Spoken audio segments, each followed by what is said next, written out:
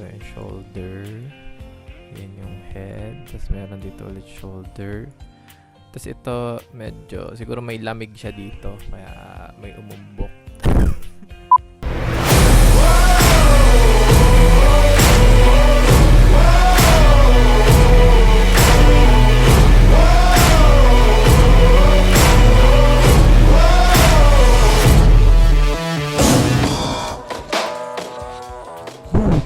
So, ngayon 2:57 PM na at itong X nabasag na yung 7 pesos na support niya.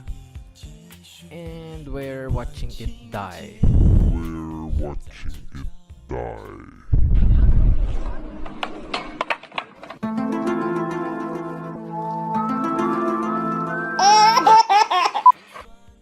Boom! Okay, buy up ngayon itong si ATR. Binabalik sa 7 pesos. Holy shit eh! Sinusubukan niyang i-revive mga sir. Ang ganda ng trading platform natin, di ba? This is Timson Trade. And for as low as 5,000 pesos, pwede ka na mag-open ng account sa kanila. Sobrang solid ng trading platform. Try nyo na to. Shout out Timson Trade.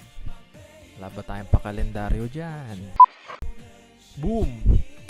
Kita nyo guys, o BPI. Siguro bagong sahod yan. Pinuruhan yan na yung X para makapag-average down. Discuss natin to. Mga gustong mag-trade na naman itong downtrend. Siguro ito, sabihin na natin sa part na to, dami na nag-hype niyan. Uy, buy X, sure ball. Alright. So, sige, let's say dito sa 12 pesos namili ka na ng X. Because mura na siya, nasa support, and fundamentally sounding, magandang company, maganda yung future ng company na to.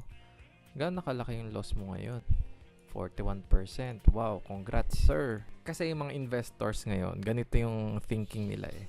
Okay, invest ka lang, basta maganda yung company mo, okay lang yan. So, kumakapit ka ngayon sa fundamentals kasi maganda yung fundamentals ng company.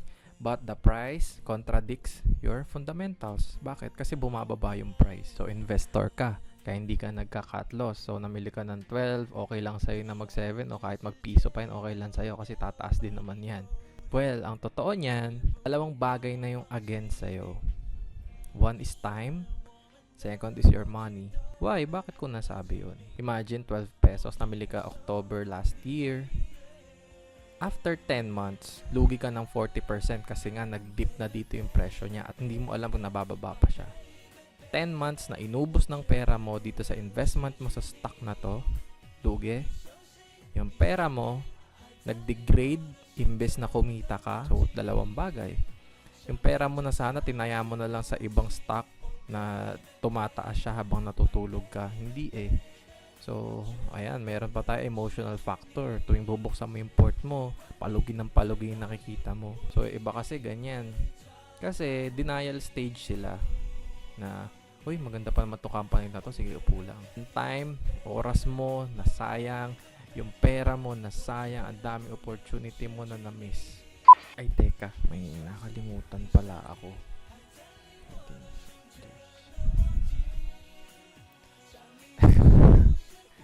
Head and shoulder, yan. Kasi pag nakakita daw tayo niyan, yung bearish pattern, i-drawing natin tong support line. Ito yung shoulder, yan yung head, tapos meron dito ulit shoulder. Tapos ito, medyo, siguro may lamig siya dito, kaya may umumbok.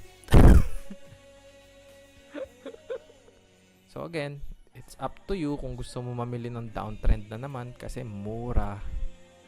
Oh well, good luck guys. Baby, baby, my baby, baby,